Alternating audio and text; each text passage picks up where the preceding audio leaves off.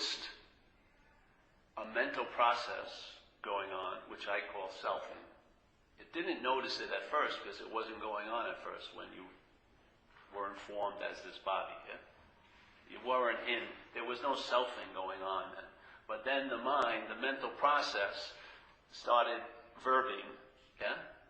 Just like you get your motor skills, and that's what the mental process got its skills, motor skills, and it started verbing a self as an explanation for this place, for this life, yeah? And of course, it rooted that explanation as the body. So then, that awareness first shows up as an I am. It recognizes I am on, yeah? And then it was I am Paul, let's say, the body. And then, a linear story took off, yeah? And my perceptions and all of the way things were framed were based on that entertaining that I'm a body. Now that's mind entertaining that it's a body, based on the mental process producing this sense of being a self as a body.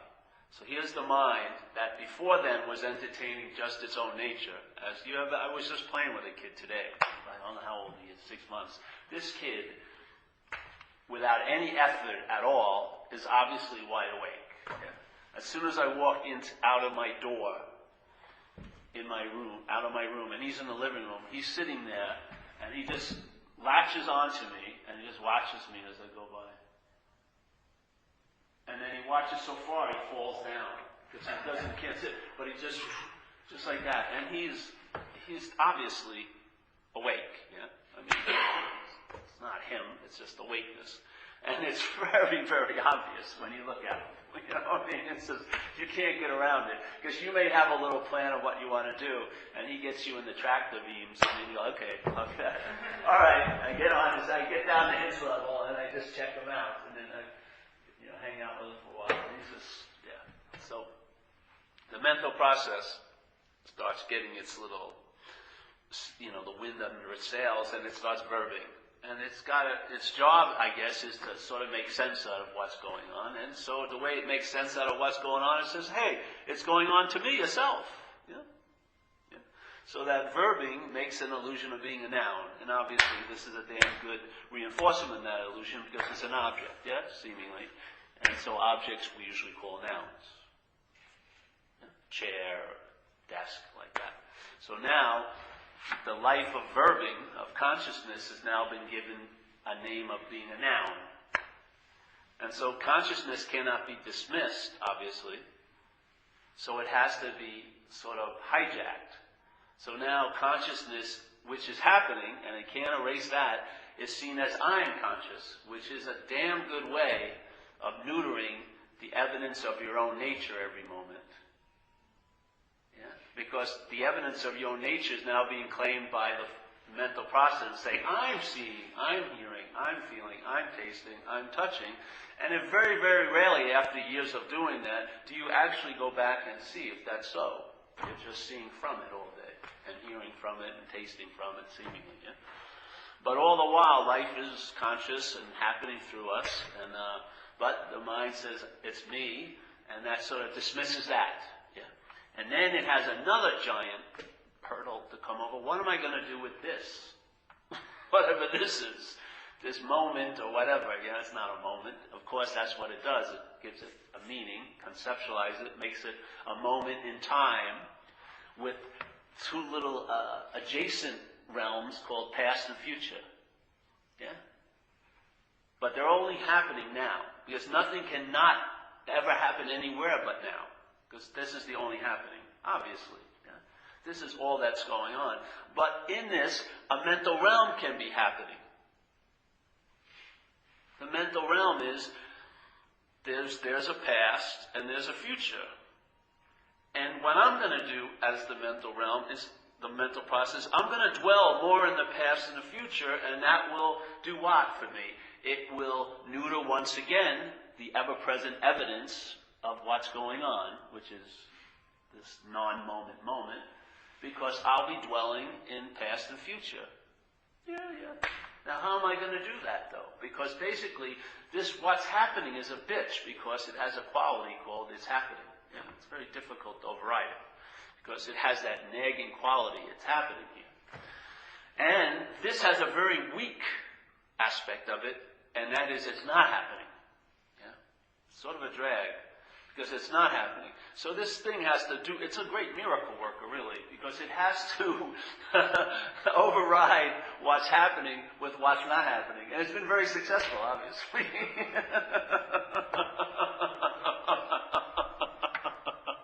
Because all your dilemmas and problems now are based on what's not happening. That's what the hilarity is, really.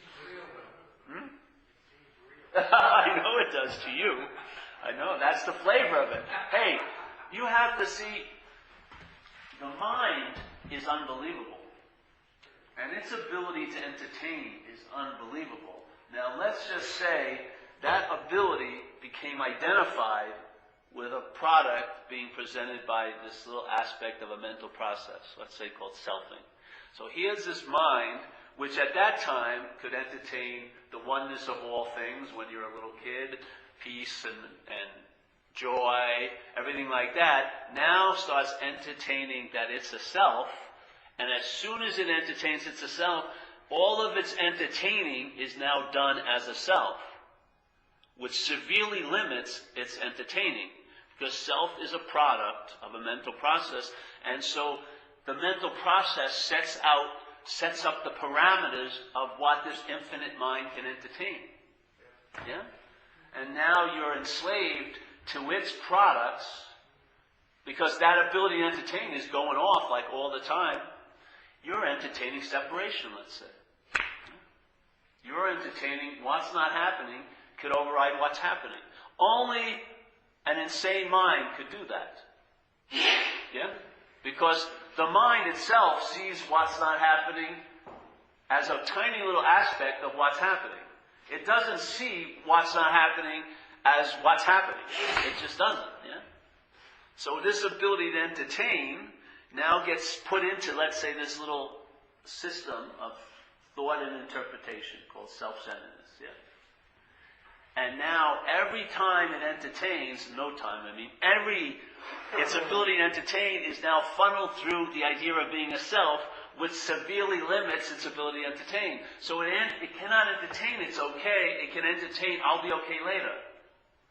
The best. That's the best it can do, because it's now constrained by this principle of time. Literally. It still is entertaining like crazy. That's why your suffering is so exquisite.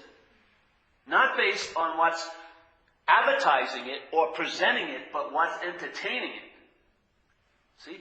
The mental process is representing a day based in its realm of time, but it's what makes it so exquisitely suffering is the mind. The unbelievable aspect of mind, its unbelievable ability to entertain.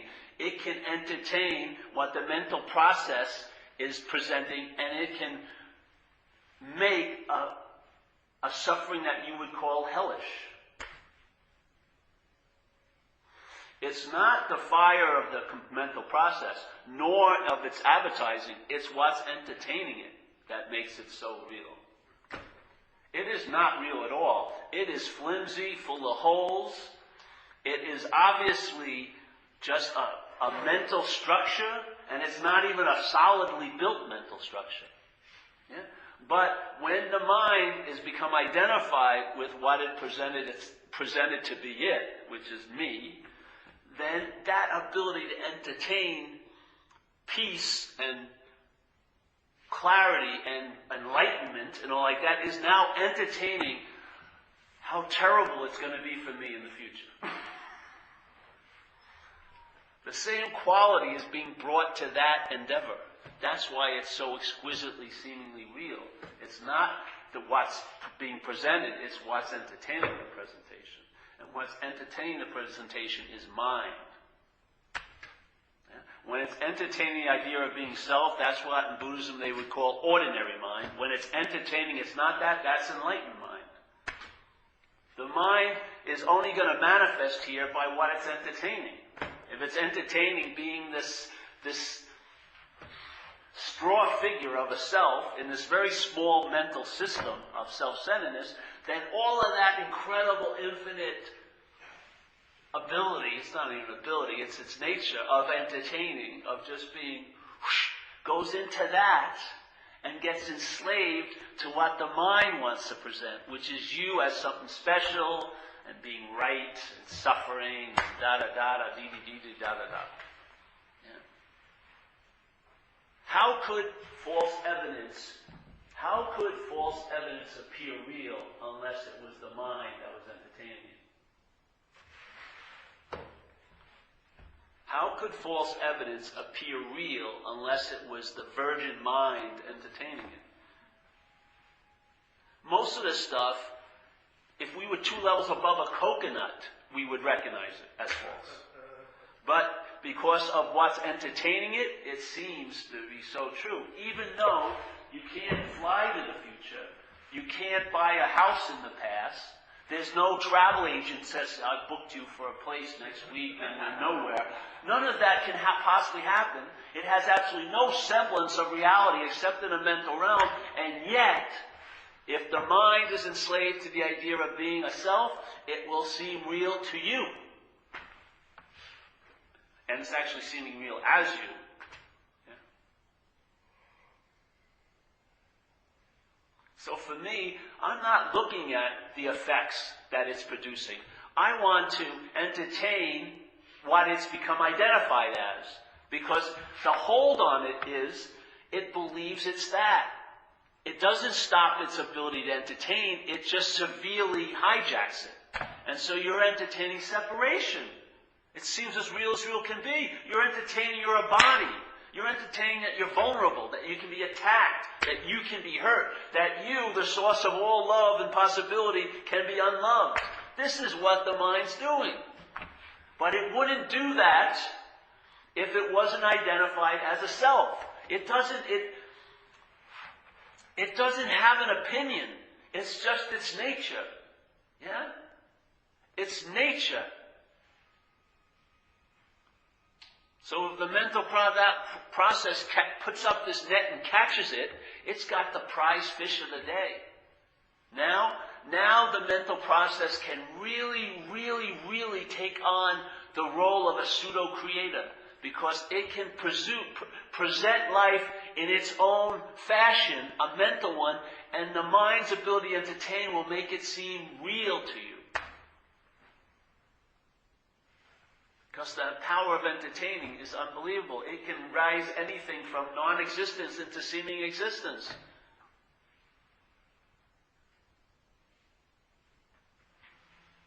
It has no immunity to thought, that mind, because it's identified as a thought. Yeah. It's totally identified as a thought, which is, I'm this long-lasting, independent, separate entity. I'm Paul. I was born here. I'm looking for love in all the wrong places. That could be an old story. It's all this baloney. And yet it seems so real because what's been set to that task of making something that's unreal seem real is damn fucking unbelievable.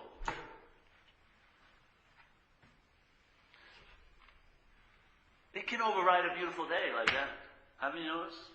You could be kicking back, surfing today, beautiful surf, everything's great. The mind could throw a couple little thoughts in there. And there it goes. It's just sort of like someone just took a brush and erased the whole view of everything. And threw some yellow tint on it and it looks really bleak. Just like that. You know what?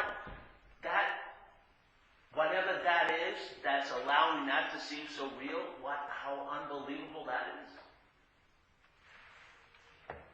Not as something it's entertained, but just by its nature of entertaining. Jeez. How can you outshine circumstances and situations any other way? To realize you're not the circumstances or the situations. You're not the action figure in them. That's the only way. You are never going to find a strategy where you'll outshine circumstances and situations. You are a circumstance in a situation.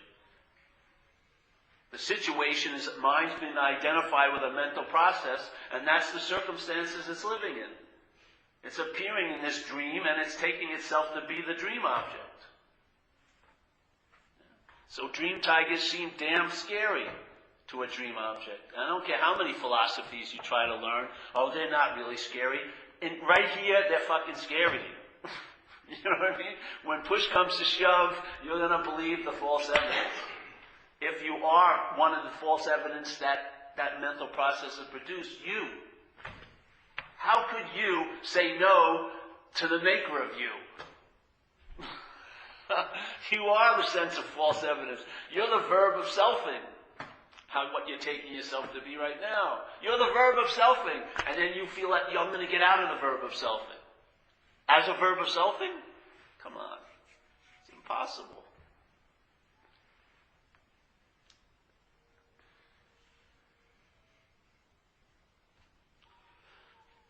I don't know if you remember or not. I wasn't in an abusive situation. But I remember what it was like, the sense of having a mind unadorned by self. By selfing. I remember. I don't know where. I don't see pictures of it. It was a sense.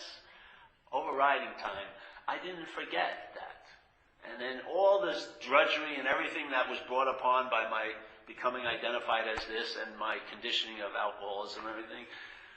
As soon as all of that, 30 years of beating and suffering and being punched out and run over and arrested, is erased in 1 nanosecond of entertaining life unadorned by the self. Just like that. Which shows itself to be totally what's true. It never fucking actually happened. Nothing that ever seemed to have happened here, no matter how real you feel it was, hasn't left one etheric tattoo on the space that we are. We went over this the other day. Here's this chair. Let's say this chair's been here for 40 years. 40 years. I mean, my father sat in this chair, and my grandfather sat in this chair, and I used to sit on his knee, and tons of stories about this chair. Okay, so, all right, I'm going to move it. Okay? I'm going to move this chair. Now, I move this chair. Now, I know planning, this chair is so real, I had to make a plan when I moved it that I had space available to move it back in, because obviously this has been taking up space. So I move it. Okay? What happened? Is there any lasting effect of it being in that space? In the space? Can you see it? Can you see like a trail of its presence?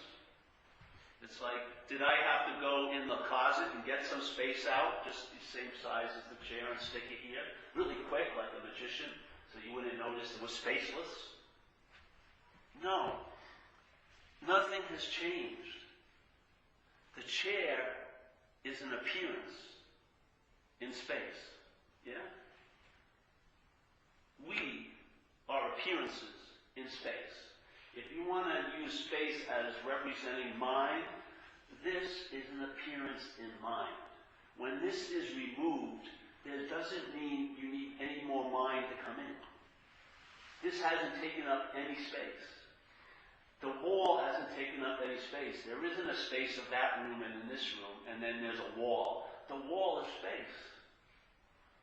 All of this is an appearance. Yeah? Whatever you've ever done, the most heinous thing that you feel you've done, or the greatest thing you feel you've done, hasn't left one effect on space. You have absolutely no relevance as a chair. But your relevance is your space. The relevance of you is not what you're thinking. The relevance of you is space. This body is just an appearance in it. It's going to be moved out, and there's not going to be, oh, that was the space where Paul used to be. No, you will never see me. Like we talked the other day, I could go to the place where I did the worst heinous thing. There isn't like a little etheric tattoo of me doing that terrible thing. Nothing I ever did left any effect on space. None whatsoever. Mind identifying as this, mind identifying as this, identifying as this doesn't change mind. Not at all. Never will, never could, never has. Yeah. Mind identified as this incredible ability to entertain, now entertaining life as this. Jesus Christ, that's why you can suffer with nothing happening to you. There's some people in the world having a really difficult day. We're sitting in, look at the chairs we're sitting in. We're in fucking San Francisco. And yet you can't seem to find peace. Why? We were told if we got everything we needed and had, and we got all our ducks in a row, it was going to translate into us finally arriving. Have you arrived? Only to depart again. Yeah. Your life is almost like a contrail in the air. You know those trails? They don't know what they do. You know those? They're not from. Are they from planes yet? Those big like lines in the air. If you look at them, oh, there's a contrail. But in a day or two, they've gone. Bye bye. You can't even remember. Do you have the map of where that contrail was? No, it's just gone. Where was it going? Nothing. It didn't come from anything, didn't go anywhere. It was an appearance.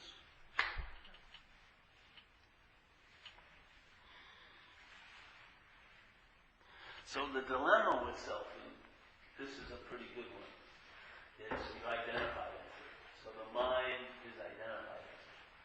So most of the time, if you identify as self, whatever you're drawn to will always immediately be described in its pattern, which is doing and having. Yeah? So let's say someone says the truth. Immediately, if your mind is identified as this, it will hold the truth as an object to it as a self. It can't help but do it. That's how the mind does.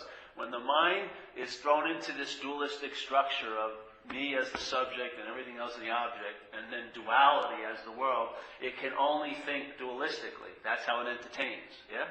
So instead of entertaining peace as all there is, it entertains peace as something that I can do to get, and then and it's also something that I can do to lose. Yeah? You're not going to escape it as a self. This is the way it works. This is its thinking system. Yeah? So as soon as I become the subject, then everything that I may want has to become an object to me. Yeah? And usually, for me to get it, I'm going to have to do and have something. It's just not, I can't just entertain it like I am that. I have to entertain it as a goal I may want, because it will give me as a self an advantage, and I'm going to have to do and have to get it. And even when I get it, I may do or have something to lose it. Yeah? So there's no ability to enjoy peace of mind, because peace of mind is a mind unadorned by selfing. That's peace of mind. There's nothing you need to do to enjoy peace of mind. Literally, there's absolutely nothing we need to do to enjoy peace of mind.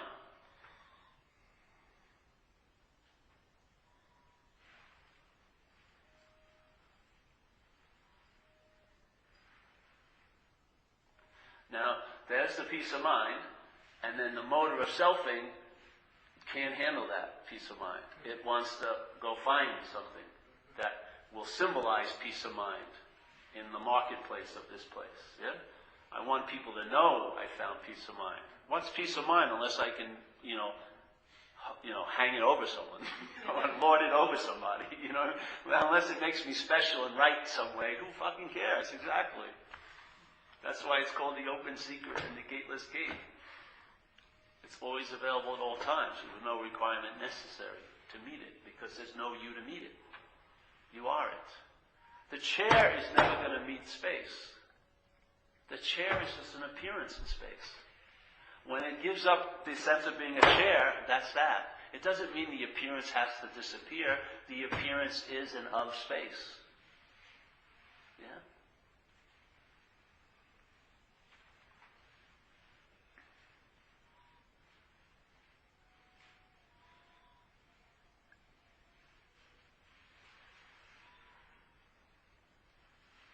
And then watch what happens when the mind gets freed from entertaining the selfing. I found with a lot of people in recovery, coincidences start happening. They just get a little bit of relief from the selfing, and now they start seeing the coincidental aspect of nature here, which they weren't seeing a day before. Yeah? They weren't seeing it all. Now they start seeing, they see the magic. Or they'll be walking around and suddenly you just look and then you'll see something unbelievable. There was no, oh, I'm looking for something unbelievable. You're just walking, but something goes, and then there's something really cool, like a dolphin jumping out of the water. Yeah, it's fucking trippy. And then you sense the magic of the place, because the mind is blossoming into its true nature, which is to entertain. Yeah. So in the Course it would say the dream will get happier as you're dreaming yourself out of it. Why wouldn't it? If a mind's dreaming this place, and it starts dreaming, and it leaves this place in the construction of time, it's going to just dream itself out of this place, and the dream's going to get happier as it's dreaming itself out of this place. It doesn't mean it looks a certain way. It doesn't mean that at all. It senses, feels a certain way. I don't mean feel like there's a sense of it okayness. Yeah?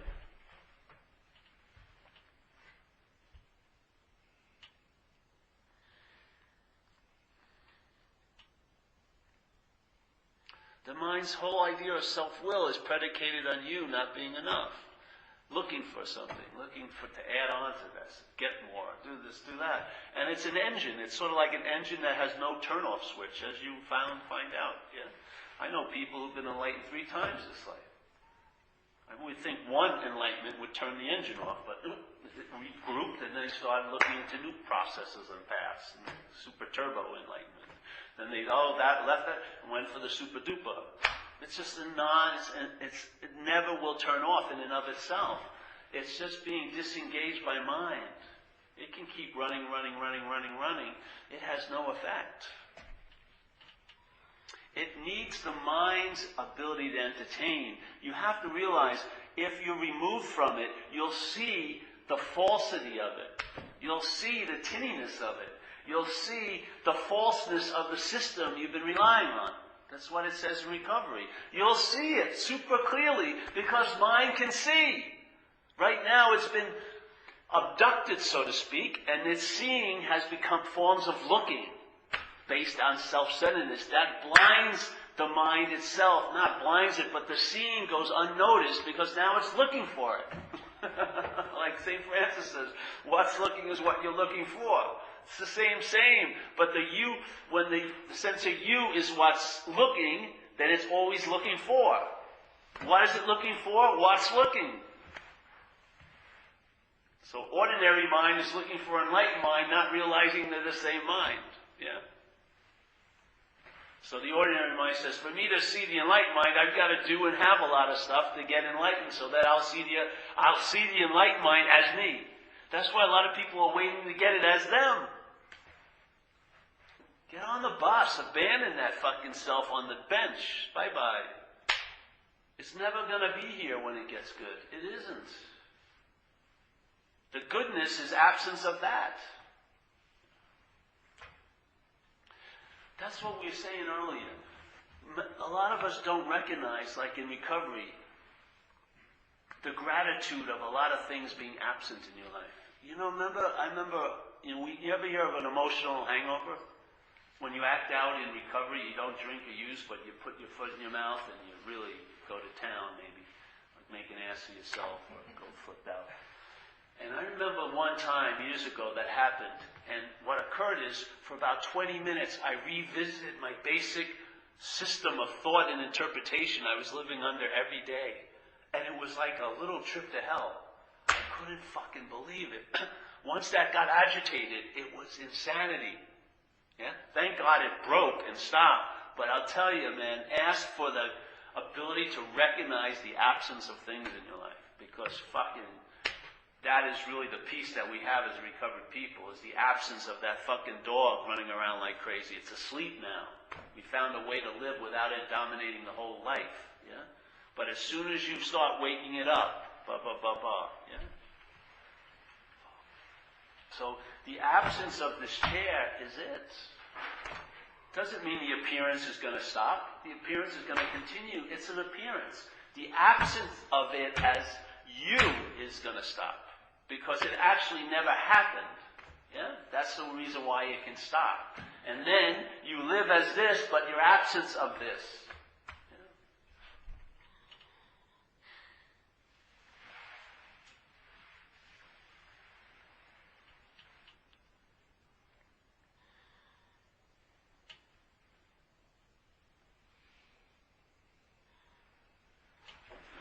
say this is mind, huge.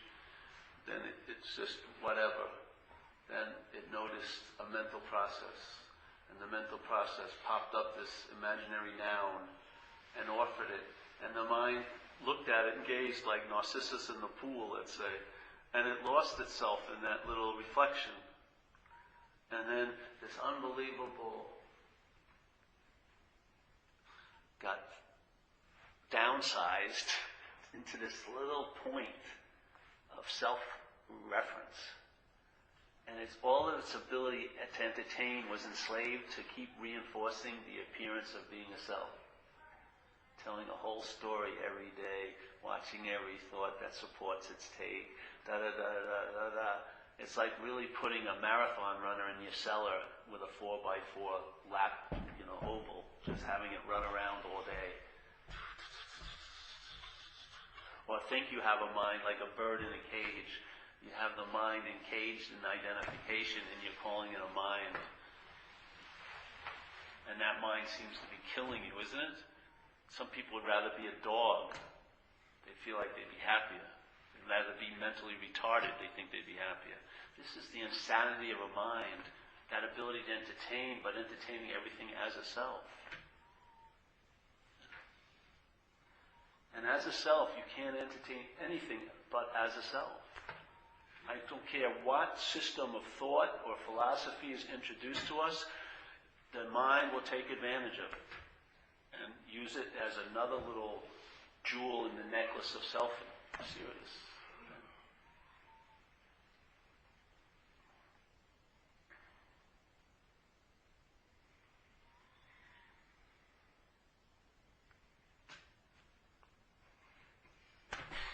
That's what I do with this kid every day.